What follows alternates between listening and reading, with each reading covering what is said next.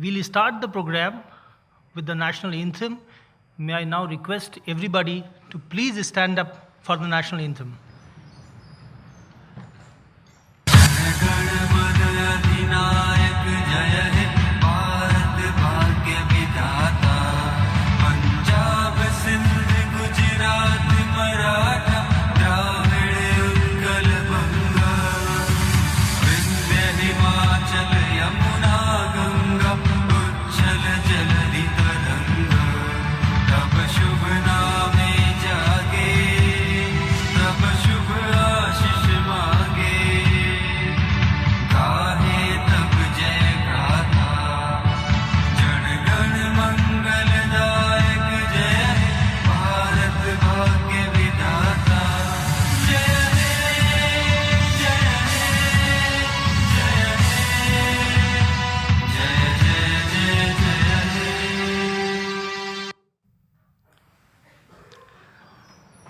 May I request everybody to please put their mobile phones either on silent mode or to switch them off.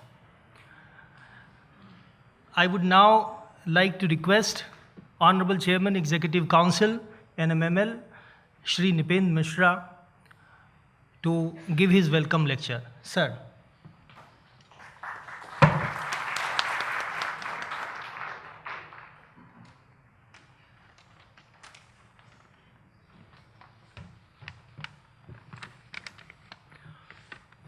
Honorable former President of our country,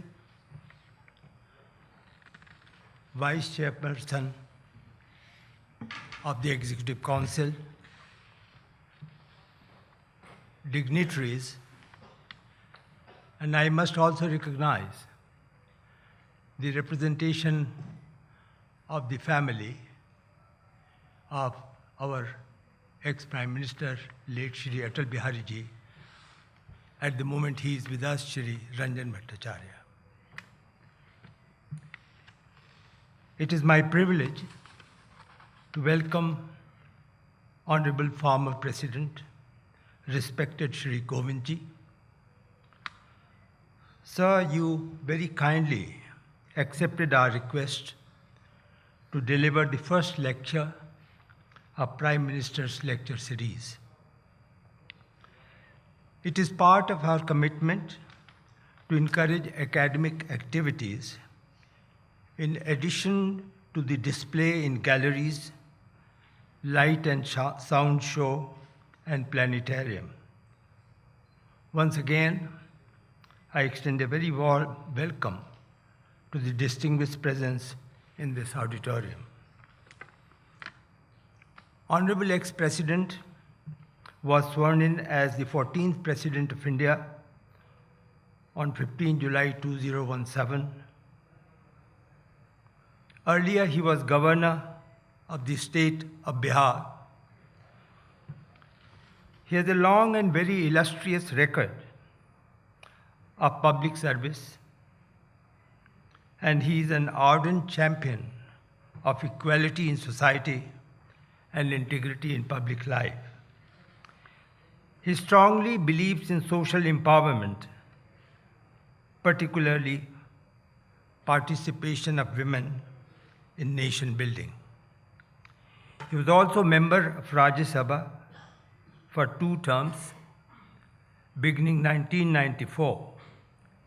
Amongst his international assignments, he addressed the United Nations General Assembly in 2003, representing India. Born in 1945 in Kanpur district, his early life was humble and austere. He did his major in commerce and finally attained law degree from Kanpur University. He was enrolled in the Bar Council of India in 1971 also served as counsel for the Union government in Supreme Court.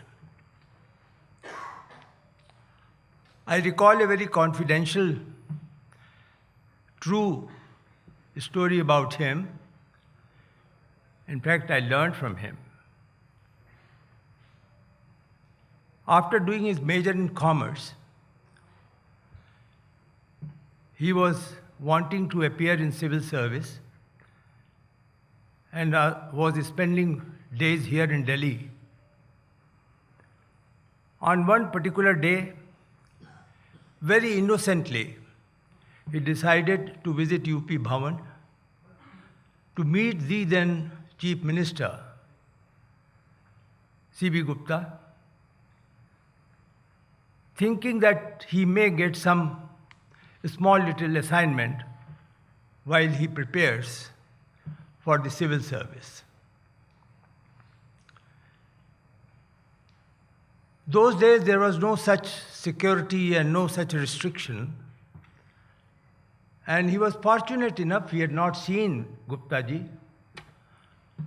But Gupta ji came out and he introduced himself that I am such and such, I am appearing in civil service, looking for a small job. Look at the entire life of simplicity which was there then. The Chief Minister of Uttar Pradesh, the biggest state, he said, okay, you sit in my car.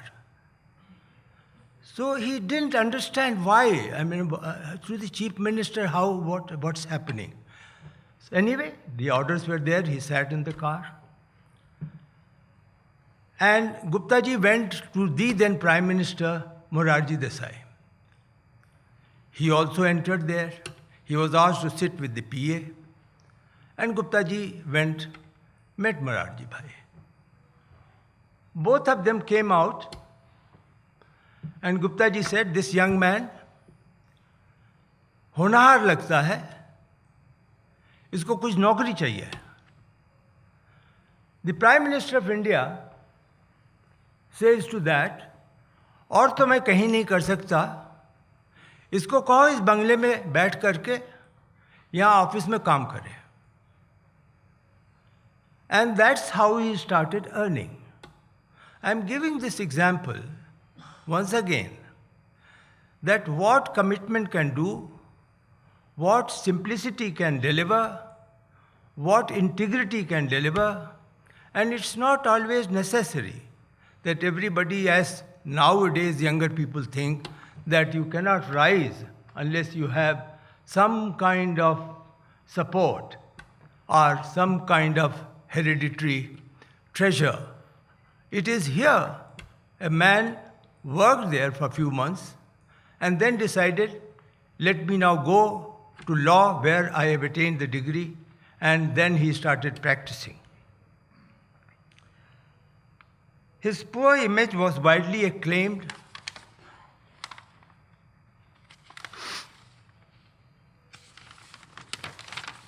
In the early career, when he accepted pro bono service to weaker section of the society.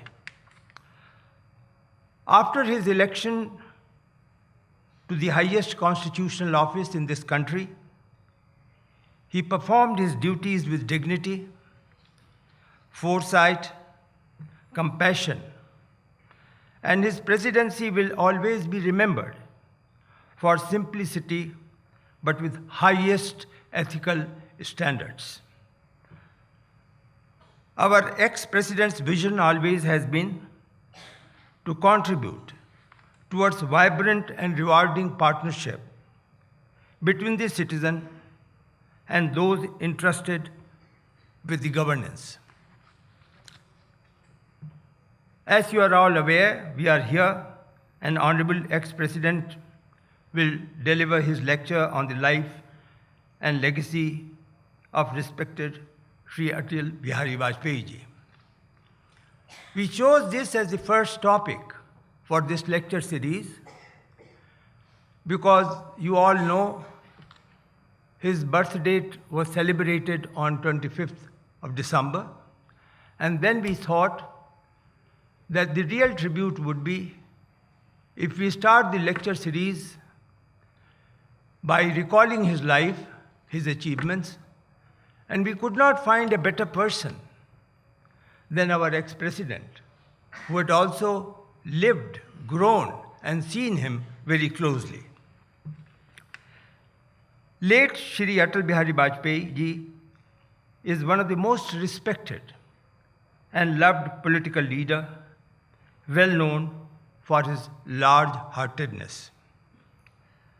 There are various facets to his personality: orator, poet, journalist, social worker, politician, and above all, one of the, I would say, the person with highest human values of compassion. The power of his oratory found expression in his speeches, poems, editorial, and earned him great respect among literary and political circles.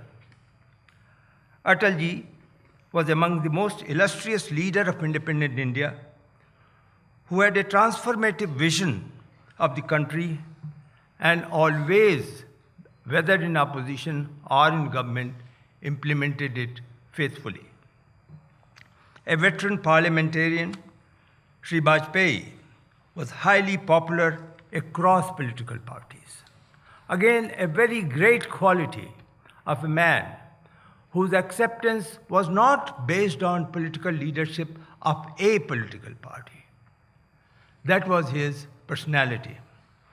He remained the voice of opposition for nearly 4 decades of his political life. While in opposition, he was a strong but non-partisan and constructive critique of the government, and also gave valuable suggestions to maintain the unity, sovereignty, and integrity of the country. He has the distinction of being elected to the Lok Sabha from 4 different states. Normally people nurse one particular state, but here was a cosmopolitan national character where he could be elected from 4 different states. He was among the best parliamentarians India had. This was universally acknowledged, even by his political opponents. For his sterling performance in this regard, he was given the Best Parliamentarian Award in 1994.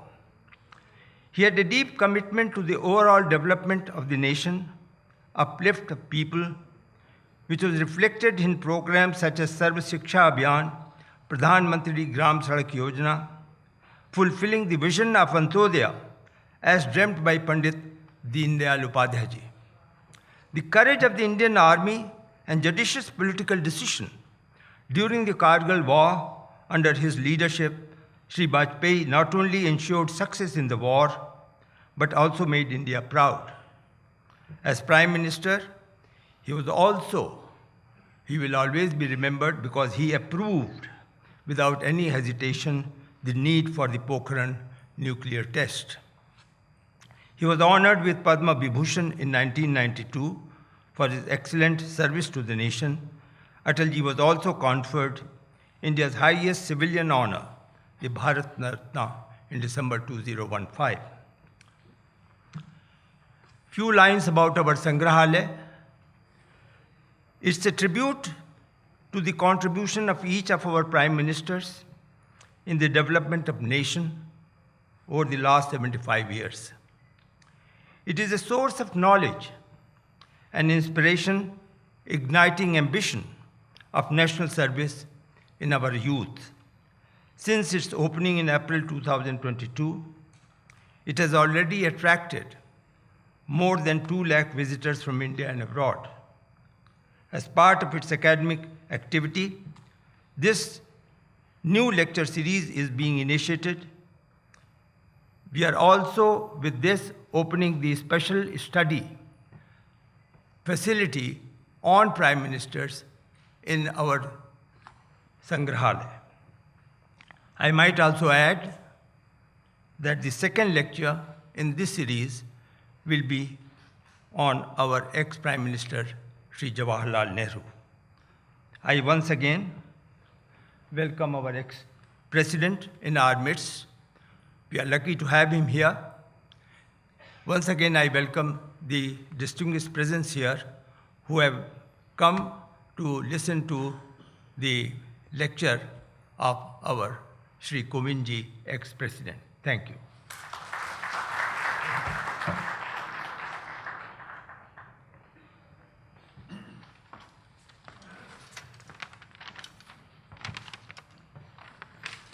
Thank you very much, sir, for the welcome lecture. The next item on today's agenda is the release of the selected works of Shri Atal Bihari Vajpayee, titled Sansad Mein Atal Ji.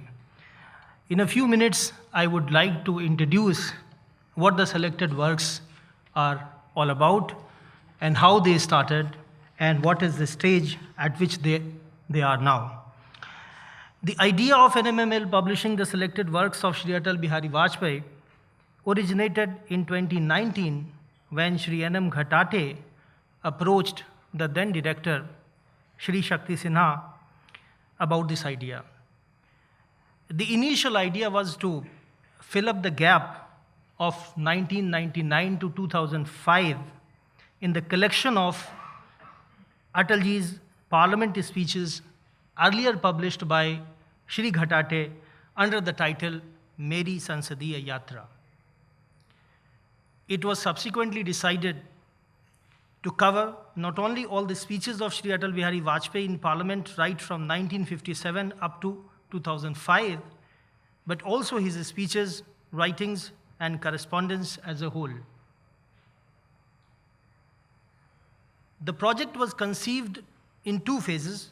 The first phase was to deal with the collection, thematic organization, referencing, editing, and publication of the speeches delivered by respected Atalji inside Parliament. The second phase was to deal with his writings and correspondence as well as his speeches outside Parliament. As I said, the project was conceived by Shri Ghatate and Shri Shakti Sinha. Unfortunately, both of them are no more with us, but it is their vision, their conceptualization, which has guided us throughout the project. With the publication of 9 volumes of Atal Bihari Vajpayee Chain Sangrah called Sansad Mein Atal Ji, which are on display here and which are soon going to be released, in association with Vani Prakashan, who have worked tirelessly for this project, we have completed the first phase of this prestigious and very useful, very important project for researchers. A team of researchers here at NMML, led by myself, that is Ravi Mishra, and Narendra Shukla, have worked. And this team includes Nisar Kiskail, Mukesh Kumar, Iqbal Ahmed, Sonika Gupta, Rajneesh Ranjan, Saurav Kumar Rai, Shilpa Menon, Rajkumari Mishra, and Chirag Sharma. They all deserve thanks for their working on the project.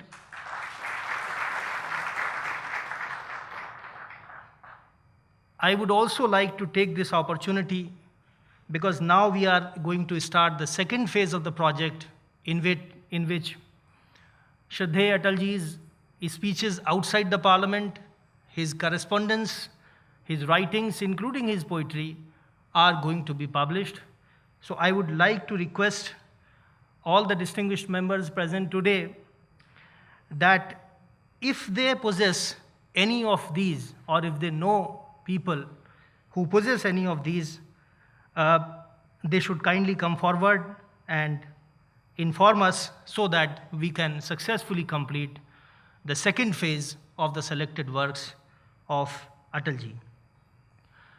I might say that the selected works are meant to be a contribution to the study of the political history of post-independent India, as well as a tribute to one of the greatest leaders of modern India, Shraddheya Atalji.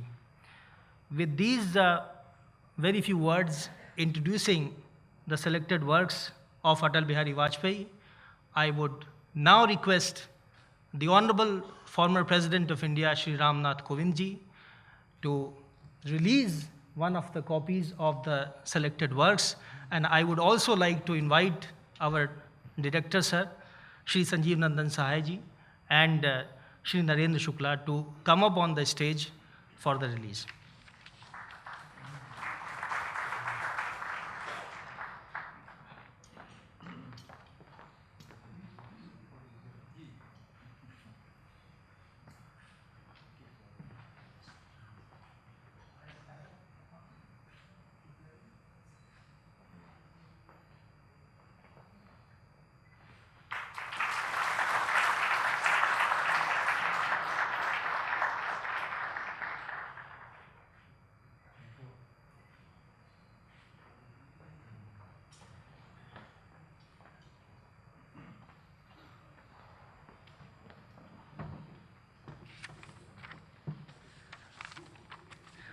I would now like to request Honorable former President of India, Shri Ram Nath Kovind ji, to deliver his lecture, which is the inaugural lecture of Prime Minister's lecture series on the life and legacy of Shri Atal Bihari Vajpayee.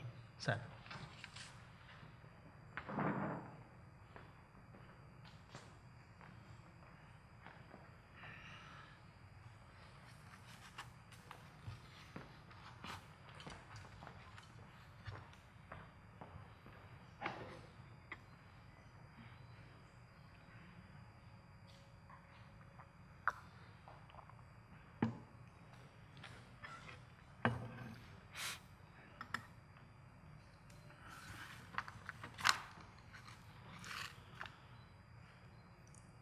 Nehru स्मारक संग्रहालय एवं पुस्तकालय द्वारा आयोजित प्रधानमंत्रियों की व्याख्यानमाला के उद्घाटन समारोह में प्रमुख रूप से उपस्थित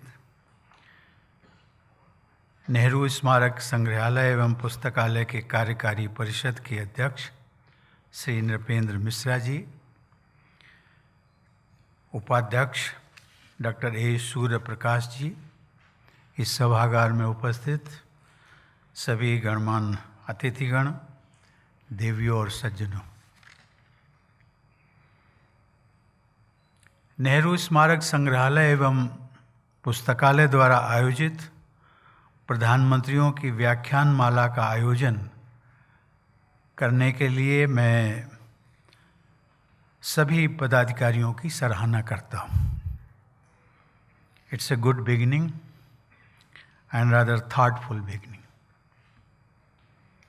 देवियों और सज्जनों, ये मेरा सौभाग्य है कि अटल जी के द्वारा संसद में दिए गए महत्वपूर्ण भाषणों के संकलन पर आधारित पुस्तक अटल बिहारी वाजपेयी चयन संग्रह संसद में अटल जी का आज विमोचन करने का भी मुझे अवसर प्राप्त हुआ।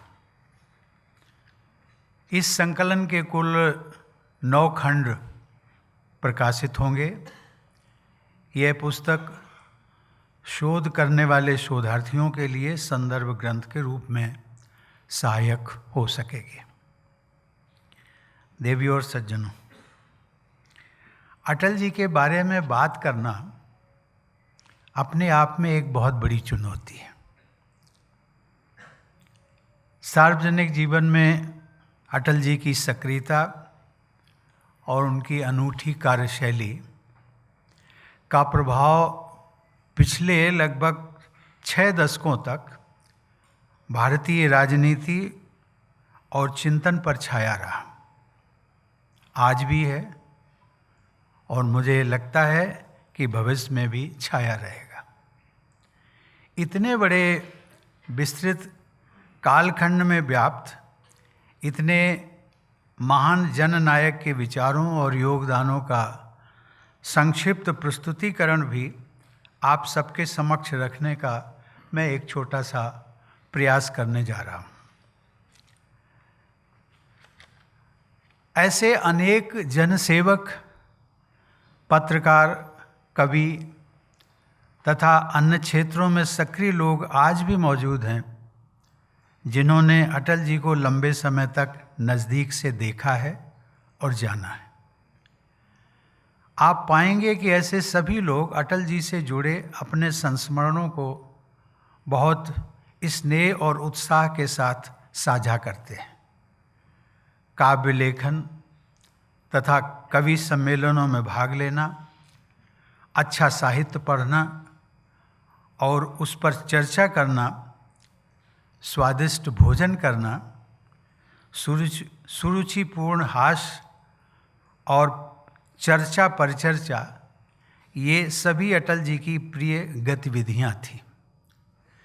इन सभी क्षेत्रों में उनसे जुड़े अनगिनत संस्मरण लोग बड़े चाव से सुनते और सुनाते हैं। अटल जी को याद करना ही अपने आप में ऊर्जा का एक स्रोत होता है।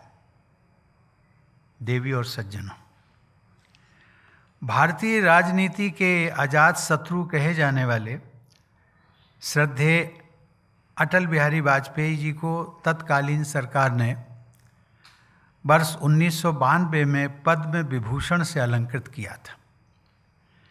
उनके लिए प्रायः सर्वमान्य और सर्वप्रिय जैसे विशेषणों का प्रयोग किया जाता है। वे सचमुच में भारतीय लोकतंत्र के आदर्शों का मूर्तिमान स्वरूप थे।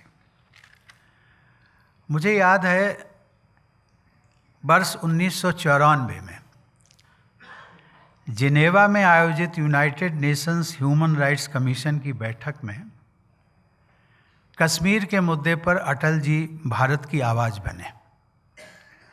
परिणाम स्वरूप पाकिस्तान द्वारा पेश किया गया प्रस्ताव पारित नहीं हो पाया। इंटरनेशनल डिप्लोमेटिक सर्कल्स में और पूरे देश में अटल जी की सराहना की जा रही थी, लेकिन अटल जी ने, ये उनके व्यक्तित्व की विशेषता थी, अटल जी ने अपने वक्तव्यों में अपनी सहज विनोद प्रियता के साथ पूरे प्रकरण पर प्रकाश तो डालते रहे, लेकिन उन्होंने स्वयं को श्रेय देने से परहेज किया। यही उनका बड़प्पन था। उन्होंने अंतर्राष्ट्रीय मंच पर राष्ट्र हित की रक्षा की थी और वही उनके लिए महत्वपूर्ण होता था। देश की राजनीति के बारे में जानकारी रखने वाले लोग ये भली भांति जानते हैं कि कई भूतपूर्व प्रधानमंत्री राष्ट्रीय महत्वपूर्ण मुद्दों पर अटल जी से प्रायः सुझाव लेते रहते थे। दलगत राजनीति से ऊपर उठकर राष्ट्र हित को सर्वोपरि रखने के इसी आदर्श को वर्तमान सरकार भी आगे बढ़ा रही है, यह देखकर मुझे प्रसन्नता भी होती है।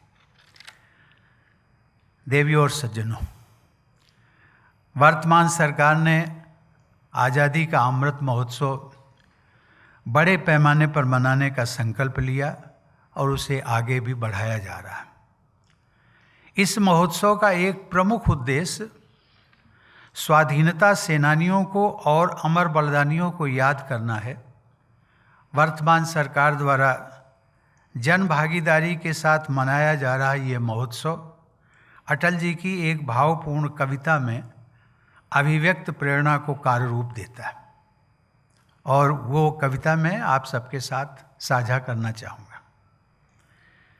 उन्होंने कहा था स्वाधीनता सेनानियों के बारे में, जो वर्षों तक सड़े जेल में उनकी याद करें, जो वर्षों तक सड़े जेल में उनकी याद करें, जो फांसी पर चढ़े खेल में उनकी याद करें, याद करें काला पानी को, अंग्रेज़ों की मनमानी को, कोल्हू में जुट तेल पेरते सावरकर से बलिदानी को, याद करें बहरे शासन को, बम से थर्राते आसन को, भगत सिंह सुखदेव राजगुरु के आत्मोत्सर्ग पावन को, उनकी याद करें और अंत में अंतिम विजय सुनिश्चित।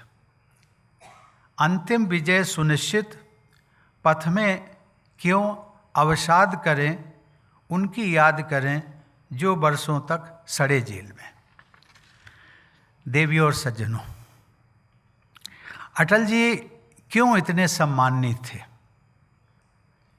इसका बहुत आसान सा उत्तर है। अटल जी इसलिए परम सम्मानित थे क्योंकि वो पूरी तरह विश्वसनीय थे। अटल जी के बहुआयामी व्यक्तित्व में अनेक आकर्षक तत्व थे। कुछ लोग कह सकते हैं कि ऐसे तत्व तो अनेक अन्य महत्वपूर्ण व्यक्तियों में भी देखने को मिलते हैं, लेकिन अटल जी की बात कुछ और ही थी। वे भारत के करोड़ों लोगों के दिलों में राज करते थे। उनके लिए स्नेह और आदर का भाव था। अटल जी की सादगी उनका अमोघ अस्त्र था। राजनीतिक संस्मरणों में ये उल्लेख मिलता है कि जब अटल जी जनता सरकार में भारत के विदेश मंत्री बने, तब उन्होंने श्रेष्ठ न्यायविद श्री नानी पालकीवाला को अमेरिका में भारत का राजदूत नियुक्त करने का निर्णय लिया और वे स्वयं ये प्रस्ताव लेकर नानी पालकीवाला के निवास स्थान पर गए। उनकी इस सादगी और विनम्रता ने पालकीवाला जी का दिल जीत लिया। वे अटल जी के अनन्य प्रशंसक बन गए। इसलिए मैं कहना चाहूँगा कि अटल जी की सबसे बड़ी पहचान रही है उनके हृदय की विशालता और उनके आचरण की प्रामाणिकता। वे पूरी ईमानदारी और निष्ठा के साथ सामान्य लोगों के दिलों तक पहुंचने का रास्ता जानते थे। देवियों और सज्जनों, भारतीय जनसंघ की स्थापना वर्ष 1951 में हुई थी। अटल जी संस्थापक सदस्यों में से एक थे। इस प्रकार लगभग 27 वर्ष की युवावस्था से ही उन्होंने राष्ट्रीय परिदृश्य में सक्रिय योगदान देना प्रारंभ किया था। उनके जीवन व्रत पर अध्ययन करने वाले लोगों ने बताया कि जनसंघ के संस्थापक अध्यक्ष डॉक्टर श्यामा प्रसाद मुखर्जी के निजी सचिव के रूप में अटल जी उनके साथ जनसभाओं को भी संबोधित करते थे। उनके प्रभावशाली संबोधनों से प्रभावित होकर डॉक्टर मुखर्जी अटल जी को भाषण देने के लिए भी प्रोत्साहित करते थे। इस तरह युवावस्था में ही अटल जी एक असाधारण वक्ता के रूप में राष्ट्रीय स्तर पर ख्याति हो गई थी। वर्ष 1957 में जब अटल जी सांसद बने, तब उनकी आयु मात्र 33 वर्ष की थी। तत्कालीन लोकसभा में वरिष्ठ आयु के अत्यंत अनुभवी, विद्वान, संविधान सभा के सदस्य और स्वतंत्रता सेनानी रह चुके प्रसिद्ध सांसदों की एक बहुत बड़ी संख्या थी। ऐसे सांसदों से भरी लोकसभा में युवा अटल जी ने अपनी विशिष्ट पहचान बना ली। अटल जी का भाषण सुनने के लिए वरिष्ठ और अनुभवी सांसदगण भी सदन में उपस्थित रहते थे। ये उनकी विलक्षण प्रतिभा और वाक्शैली का उदाहरण था। कहा यह भी जाता है कि आम जनसभाओं में प्रतिपक्ष अर्थात अपोजिशन पार्टी के कार्यकर्ता व नेतागण भी चोरी छिपे अटल जी के भाषण सुनने जाया करते थे। उनकी लंबी संसदीय यात्रा को भारतीय लोकतंत्र की एक शानदार उपलब्धि कहा जा सकता है। इसे मैं अपना सौभाग्य मानता हूँ कि वर्ष 1994 में जब उन्हें सर्वश्रेष्ठ सांसद के सम्मान से अलंकृत किया गया, तब मैं राज्यसभा सांसद होने के नाते उस ऐतिहासिक क्षण का साक्षी बना था। देवियों और सज्जनों, हम सभी जानते हैं कि अटल जी 10 बार सांसद रहे, जिसमें 8 बार वो लोकसभा में चुनकर आए थे। हर बार उन्होंने संसद को अपने संबोधनों से और अपनी कार्यशैली से समृद्ध किया। वे 3 बार प्रधानमंत्री चुने गए। वर्ष 1998 से 2004 तक का उनका कार्यकाल आधुनिक भारत के निर्माण का एक स्वर्णिम चरण माना जाता है।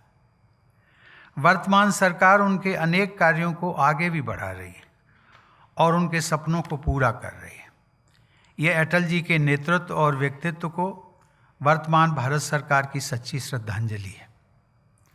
ये मेरा भी सौभाग्य है कि वर्ष 1998 से 2004 तक जब अटल जी देश के प्रधानमंत्री रहे, उस पूरे कार्यकाल में राज्यसभा सांसद होने के नाते मुझे प्रायः उनसे मिलने, संवाद करने तथा उनका सानिध्य प्राप्त करने के कई अवसर प्राप्त हुए।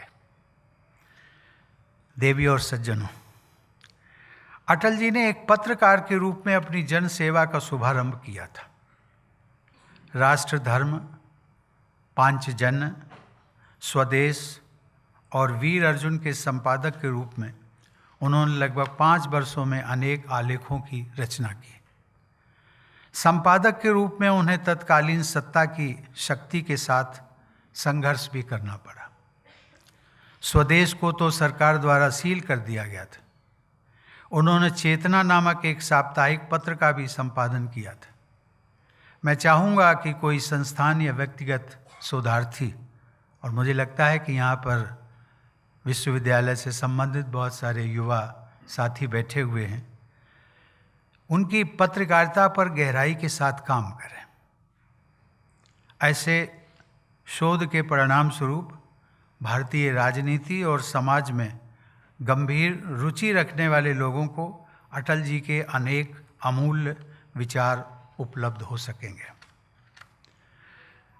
देवी और सज्जनों, निजी तौर पर अटल जी बहुत निश्चिंत और विनोदी स्वभाव के थे। वे चिंता करते थे तो केवल राष्ट्र के लिए, वे चिंतन करते थे तो केवल राष्ट्र के लिए। उनकी कविताएं भी भारतीय समाज और राष्ट्र को ही समर्पित हैं। भारत आगे बढ़े, बढ़ता रहे, भारतीय संस्कृति निरंतर समृद्ध हो, यही उनकी कामना थी, प्रेरणा थी, उद्देश्य था और कर्तव्य मार्ग भी था। वे जो कहते थे उसे कर दिखाते थे। निस्वार्थ रहना और निर्भीक रहना उनके व्यक्तित्व की खासियत थी। चूँकि वे निस्वार्थ थे, इसलिए निडर भी थे। साथ ही वे जुझारू भी थे। वे कहा करते थे, न दैन्यम न पलायनम, अर्थात ना तो झुकना है और ना युद्ध क्षेत्र को छोड़ना है। लंबे समय तक विपक्ष की राजनीति करते हुए भी तरोताज़ा बने रहना, मिठास बनाए रखना उनके जैसे सहज रूप से जुझारू व्यक्ति के लिए ही संभव था। देवी और सज्जनों, जिसे साहित्य के विद्वान विरोधों का सामंजस्य कहते हैं, उसे अटल जी ने अपने जीवन में चरितार्थ किया था। उनमें एक कवि का हृदय था, तो साथ ही एक स्टेट्समैन का मस्तिष्क भी था। उनमें अपार सहिष्णुता थी तो असीम दृढ़ता भी थी। उनमें ज्ञान की अगाध गहराई थी तो साथ ही आम बोलचाल की भाषा में अपनी बात समझाने का कौशल भी था। उनमें दार्शनिकता और व्यवहारिकता का अद्भुत संगम था। वे स्वप्नदर्शी भी थे और यथार्थवादी भी। हाजिर जवाबी और हास्य के साथ गंभीर मनन और चिंतन का समन्वय उनके व्यक्तित्व की अनोखी विशेषता थी। उनमें असफलताओं के बीच आत्मगौरव बनाए रखने का आग्रह था और साथ ही चरम सफलता के बीच परम विनम्रता भी थी। उन्होंने पड़ोसी देश के साथ मित्रता बनाने की ललक भी दिखाई, तो आवश्यकता पड़ने पर उसके विरुद्ध शीघ्रता के साथ सैन्य कार्रवाई का आदेश देने की तत्परता भी दिखाई। उनमें स्वाभिमान और विनयशीलता का अनूठा संगम था। जनहित और राष्ट्रहित के कार्यों को करने में वे जितने गतिमान थे, आदर्शों और नैतिकता के मानकों पर वे इतने ही अटल भी थे। मुझे लगता है कि एक विलक्षण भारत रत्न की इन विशेषताओं का वर्णन करने के लिए एक दूसरे असाधारण भारत रत्न के शब्दों का सहारा लेना सर्वथा उपयुक्त रहेगा। यहाँ मैं संकेत कर रहा हूँ आदरणीय नानाजी देशमुख का। नानाजी ने अटल जी के विषय में कहा था और मैं उनके शब्दों को दोहराता हूँ। उन्होंने कहा, कुछ लोग सोचते हैं कि उनका संवेदन, उनका अर्थात अटल जी का, कुछ लोग सोचते हैं कि उनका संवेदनशील कवि मौजूदा आपाधापी की राजनीति के लिए उपयुक्त नहीं है। लेकिन मैं इससे पूरी तरह से असहमत हूँ। मेरे विचार से कवि होना एक व्यक्ति की बड़ी ताकत होती है, क्योंकि एक कवि में लोगों तक पहुँचने और ज़मीन से जुड़ने की खासियत अंतर्निहित होती है। वे जो कविताएं लिखते हैं उनमें स्वाभाविक अभिव्यक्ति होती है, जो विश्व के बारे में उनकी दृष्टि और कल्पना को दर्शाती है। यही बात उनके भाषणों और बातचीत में भी है तथा वे उनकी सच्ची ताकत भी है। Quote unquote. देवी और सज्जनों, अटल जी के माता पिता ने भी उनके व्यक्तित्व और कृतित्व में समाहित विरोधों के सामंजस्य को चरितार्थ करने वाला नाम दिया था। वे बिहारी भी थे, अर्थात विहार या भ्रमण करने वाले, और साथ में अटल भी थे, अर्थात पूर्णतः स्थिर।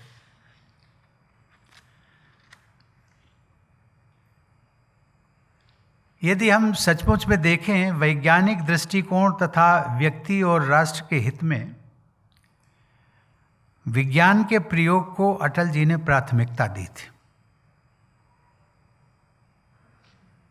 उसके कई उदाहरण हैं, लेकिन एक उदाहरण का मैं उल्लेख करना चाहूँगा। परमाणु विज्ञान का प्रयोग करते हुए भारत को परमाणु शक्ति के रूप में स्थापित करना उनका ऐसा महान योगदान है जिसके लिए सभी देशवासी सदैव उनके ऋणी रहेंगे।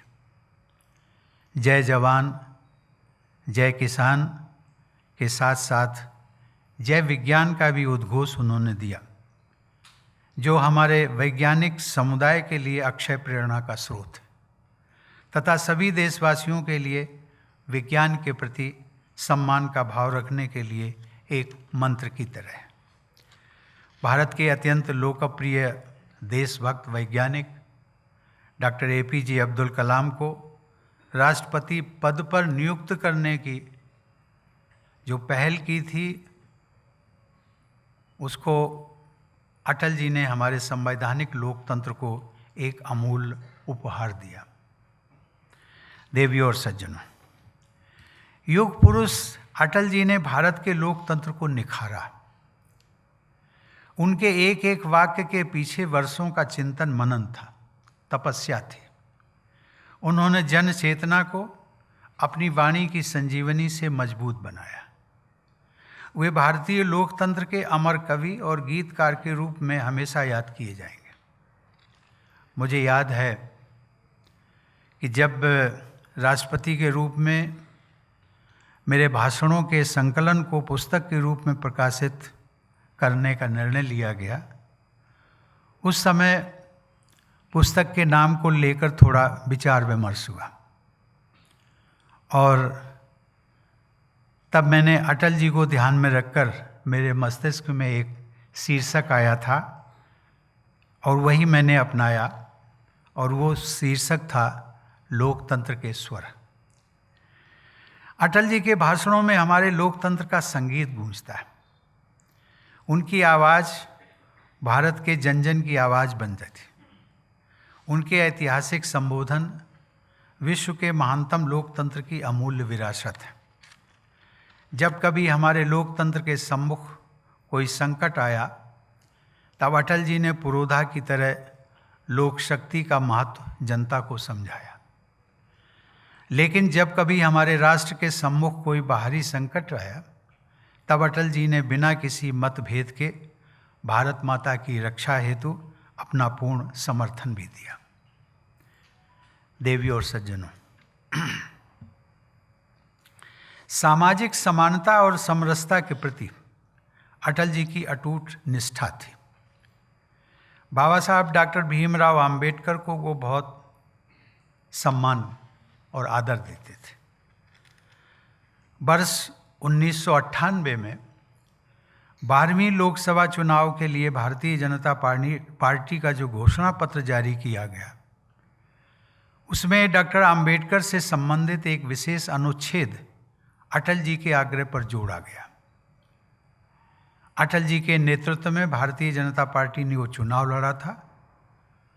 पार्टी के घोषणा पत्र में ये प्रतिबद्धता व्यक्त की गई थी कि सामाजिक न्याय के हित में अपना जीवन समर्पित करने वाले डॉक्टर बाबा साहब अंबेडकर के सम्मान में राजघाट, शांतिवन और विजय घाट जैसे राष्ट्रीय स्मारकों की तरह एक उत्कृष्ट स्मारक मुंबई की चैत्य भूमि में भी निर्मित कराया जाएगा।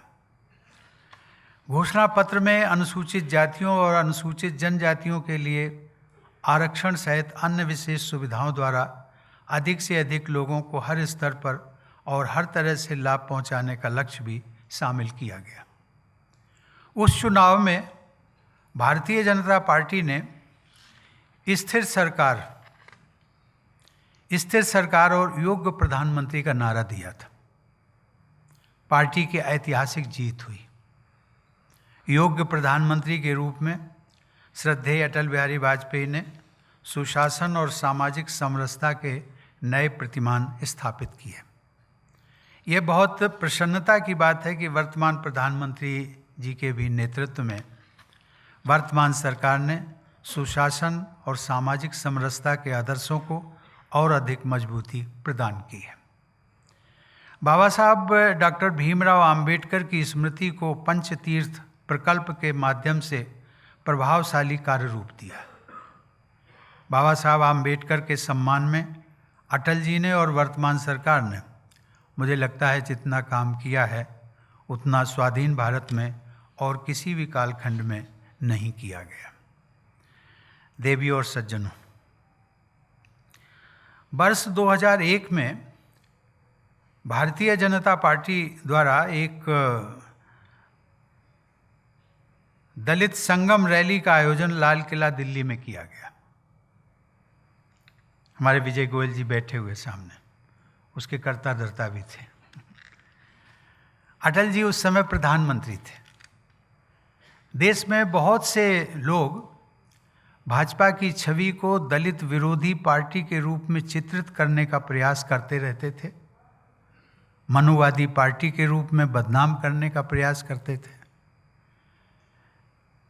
उस समय लाल किले के मैदान से उस रैली को संबोधित करते हुए प्रधानमंत्री के रूप में अटल जी ने उद्घोष किया था कि आज मैं सभी देशवासियों को बताना चाहता हूं कि हमारी सरकार दलितों, पिछड़ों और गरीबों की भलाई के लिए बनी है।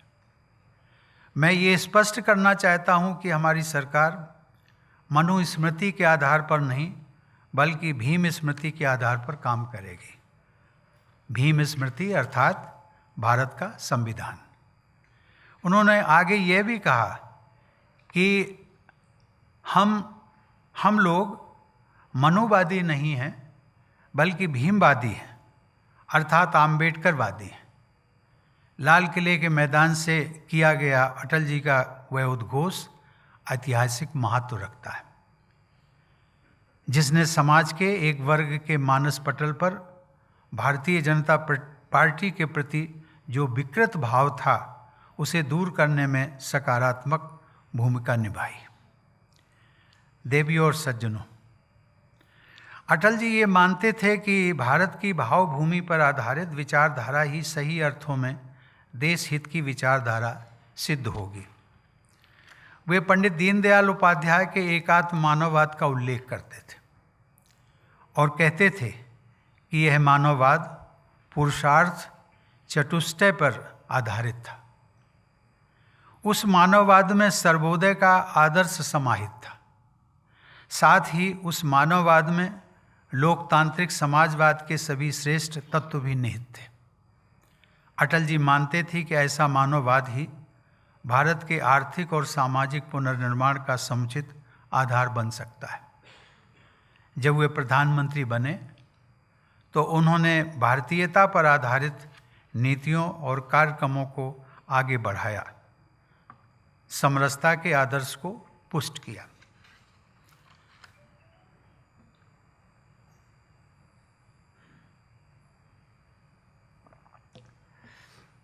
देवी और सज्जनों, अटल जी चाहते थे कि जनतंत्र में जनहित के सभी कार्य जनता की भाषा में ही होने चाहिए। यह भी सुशासन का एक महत्वपूर्ण पक्ष होता है। अटल जी ने संयुक्त राष्ट्र महासभा को हिंदी में पहली बार संबोधित करने का इतिहास तो रचा ही, उनके भारतीय भाषाओं के प्रति सम्मान के विषय में भी एक और रोचक संस्मरण मैं आप सबके साथ साझा करना चाहूँगा। भारत के पहले प्रधानमंत्री पंडित जवाहरलाल नेहरू विदेश मंत्री भी हुआ करते थे। 1957 में गठित दूसरी लोकसभा में अटल जी की धारा प्रवाह हिंदी की चर्चा होने लगी थी। विदेशी मामलों के मुद्दों पर संसद में अंग्रेजी में ही संबोधन और संवाद हुआ करते थे, लेकिन अटल जी हमेशा हिंदी में ही अपना वक्तव्य प्रस्तुत करते थे। विदेश नीति के किसी मुद्दे पर लंबी चर्चा के बाद नेहरू जी ने अपना अंतिम वक्तव्य दिया, जो कि परंपरा भी होती है प्रधानमंत्री के नाते और विदेश मंत्री के नाते। नेहरू जी ने कहा कि वो आज हिंदी में बोलेंगे। अपने भाषण के आरंभ में नेहरू जी ने हिंदी में ये कहा कि अटल जी ने उनकी विदेश नीति के विषय में जो कुछ कहा है उसके लिए वे अटल जी के शुक्रगुजार हैं। उन दिनों विदेश नीति पर लोकसभा में नेहरू जी का हिंदी में भाषण देना एक विशेष घटना थी और इस घटना के मूल में तब के अत्यंत युवा सांसद अटल जी की प्रेरणा थी। अटल जी प्रायः कहा करते थे कि चाहे बंगला हो या तमिल या फिर कोई भी अन्य भारतीय भाषा हो, उन भाषाओं को अपना गौरवपूर्ण स्थान तभी प्राप्त हो सकेगा जब सभी भारतीय भाषाओं में लोग काम करें, शिक्षा प्राप्त करें और उन्नति के अवसर प्राप्त करें। देवी और सज्जनों, संकल्प, सुशासन और समाधान युक्त कार्यशैली अटल जी की एक विशेष पहचान थी।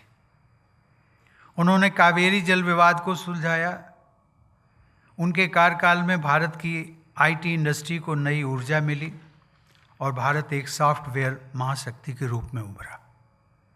नई नीतियों और पद्धतियों की सहायता से टेलीकॉम के क्षेत्र में क्रांतिकारी परिवर्तन हुए। मोबाइल फ़ोन की सुविधा जन सामान्य तक पहुंची। राष्ट्रीय राजमार्गों, आधुनिक हवाई अड्डों, फ्रेट कॉरिडोर्स, मेट्रो रेल परियोजनाओं, कोंकण रेलवे तथा इंफ्रास्ट्रक्चर के अनेक क्षेत्रों के विकास में अटल जी का कार्यकाल प्रभावशाली उपलब्धियों के लिए जाना जाता है। पूर्वोत्तर क्षेत्र के विकास को नई दिशा देने के लिए अटल जी सदैव याद किए जाएंगे। इसी तरह जनजातीय समुदाय तथा अनुसूचित जातियों के विकास हेतु अलग अलग आयोगों और मंत्रालयों का गठन करके अटल जी ने समावेशी विकास को तथा सामाजिक न्याय को नए आयाम दिए। इस प्रकार विकास परियोजनाओं के साथ साथ अटल जी ने गरीब और वंचित वर्गों के हित में बहुत बड़े पैमाने पर अनेक आमूल-चूल परिवर्तनकारी प्रकल्प चलाए। देवी और सज्जनों, अगले सप्ताह हम सभी देशवासी गणतंत्र का उत्सव मनाएंगे। अटल जी हमारे लोकतंत्र के महानायकों में से एक हैं। उन्होंने हमारे लोकतंत्र की चुनाव प्रणाली में सुधार की अनिवार्यता पर कई बार अपने विचार व्यक्त किए थे। वे कहा करते थे कि हम ऐसे चुनाव सुधारों की योजनाएं बनाएं और उन्हें लागू करें जो लोगों की आकांक्षाओं को पूरा कर सके। चुनाव सुधार सदैव समयानुकूल होने चाहिए। अटल जी सदैव चुनाव प्रणाली में सुधारों के लिए पक्षधर रहे।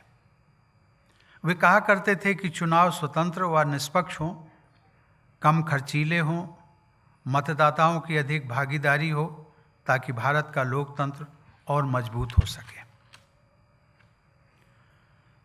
मुझे जानकारी मिली है कि लॉ कमीशन और चुनाव आयोग के अलावा सुप्रीम कोर्ट, संसद की स्थायी समिति, नीति आयोग पिछले कई दशकों से अपनी अपनी रिपोर्ट्स में एक देश एक चुनाव को देश हित में अपरिहार्य बताते रहे। अगर आप गौर से देखें तो उत्सव धर्मी भारत में कहीं न कहीं पूरे वर्ष भर चुनाव होते रहते और पूरा का पूरा प्रशासनिक अमला और राजनीतिक वर्ग महीनों इसमें लगा रहता। लेकिन मॉडल कोड ऑफ कंडक्ट के नाम पर हफ्तों ब्यूरोक्रेट्स काम रोक देते हैं, पॉलिसी पैरालिसिस हो जाती है, जरूरी सेवाओं की एंड पॉइंट डिलीवरी रुक जाती है, सरकारें जो खर्च करती हैं उससे कई गुना खर्च प्रत्याशी और उसके दल औपचारिक तथा अनौपचारिक तौर पर करते हैं। आज हमें सोचना होगा कि अगर हर 2 माह में किसी न किसी राज्य में होने वाले विधानसभा चुनाव के अलावा स्थानीय निकायों के चुनाव भी जोड़ दें तो देश पर कितना बड़ा आर्थिक बोझ पड़ता है, जो पूर्णतया अनावश्यक और गैर उत्पादक है। देवी और सज्जनों, आज लोकसभा और विधानसभाओं के चुनाव एक साथ कराना एक प्रासंगिक मुद्दा है। जब मैं राज्यपाल था तब भी मैंने तत्कालीन राष्ट्रपति महोदय से इस विषय पर विस्तार से चर्चा की थी।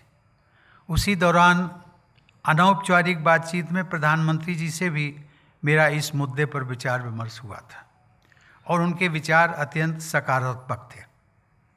राष्ट्रपति के रूप में वर्ष 2019 में संसद के संयुक्त अधिवेशन को संबोधित करते हुए मैंने कहा था कि समय की मांग है। समय की मांग के अनुसार एक राष्ट्र एक चुनाव की व्यवस्था लागू की जानी चाहिए, जिससे देश का विकास तेजी से हो सके और देशव्यापी लाभान्वित हो सके। ऐसी व्यवस्था होने पर सभी राजनीतिक दल अपनी विचारधारा के अनुरूप विकास व जन कल्याण के कार्यों में अपनी ऊर्जा का और अधिक उपयोग कर पाएंगे। मैंने सभी सांसदों का आह्वान भी किया था कि वे एक राष्ट्र एक साथ चुनाव के विकासोन्मुख प्रस्ताव पर गंभीरतापूर्वक विचार करें। मेरा यह विचार दृढ़ से दृढ़तर होता जा रहा है कि ग्राम पंचायत से लेकर संसद तक सभी स्तरों के जनप्रतिनिधियों के चुनाव एक साथ ही संपन्न होने चाहिए। ऐसा करके सही मायने में हम अटल जी के सुशासन के आदर्श की दिशा में एक बहुत बड़ा कदम उठाएंगे। अटल जी का व्यक्तित्व और कृतित्व सदियों तक ध्रुव तारे की तरह आलोकित होता रहेगा और सार्वजनिक जीवन में काम करने वाले कार्यकर्ताओं के लिए वे हमेशा प्रेरणादायी बने रहेंगे। आइए हम सब आज ये संकल्प लें कि अटल जी के अनुसार, आदर्शों के अनुसार हम आगे बढ़ेंगे और देश को आगे बढ़ाएंगे। जो भी चुनौतियां आएंगी उन पर हम विजय प्राप्त करेंगे। हमारी इस विजय यात्रा में अटल जी के ही शब्द हमें प्रेरणा प्रदान करते रहेंगे, जिसमें उन्होंने कहा था, बाधाएं आती हैं आएं, बाधाएं आती हैं आएं, घिरे प्रलय की घोर घटाएं, पाँवों के नीचे अंगारे, सिर पर बरसें यदि ज्वालाएं, निज हाथों में हंसते हंसते आग लगाकर जलना होगा, कदम मिलाकर चलना होगा, कदम मिलाकर चलना होगा। धन्यवाद। जय Hind.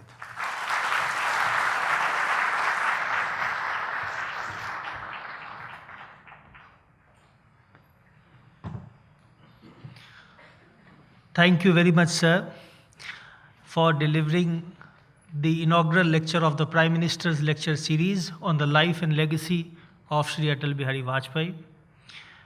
I would now like to request Honorable Vice Chairman of NMML's Executive Council, Dr. A. Surya Prakash to propose a formal vote of thanks. Sir.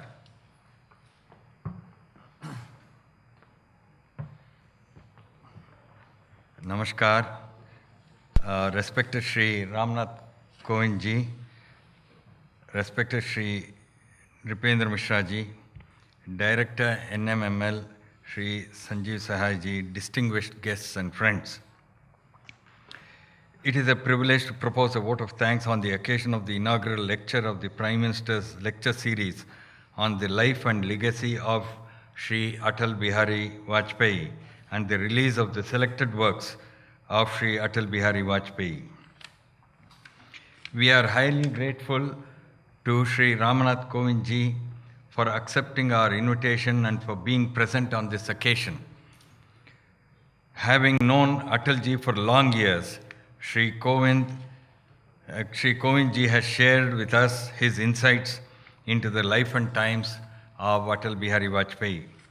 I extend my sincere thanks to him for delivering the inaugural lecture and for releasing the selected works, and for giving us a 360-degree view of Atalji's life and work and an excellent exposition of Atalji as a journalist, poet, philosopher, democrat, political leader, prime minister, and friend, all rolled into one.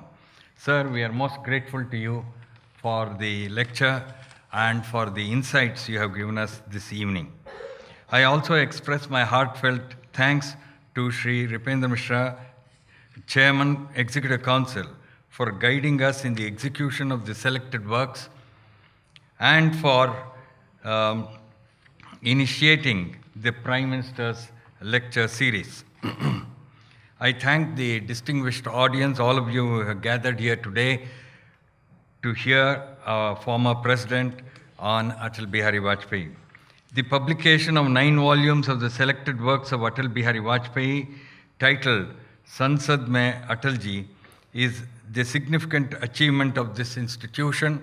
I congratulate the editors of the selected works and the entire team for initiating the Prime Minister's lecture series and for the successful completion of the first phase of the publication of the selected works of Atalji. I thank NMML administration and staff members for organizing this event successfully, and once again, sir, most grateful to you for having been with us this evening and for this brilliant exposition on Atal Bihari Vajpayee.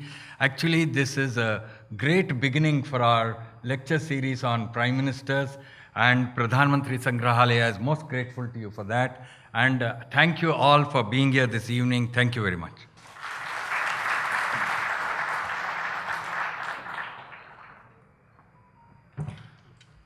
Thank you very much, sir, for proposing the vote of thanks. May I now request everyone to stand up for the national anthem.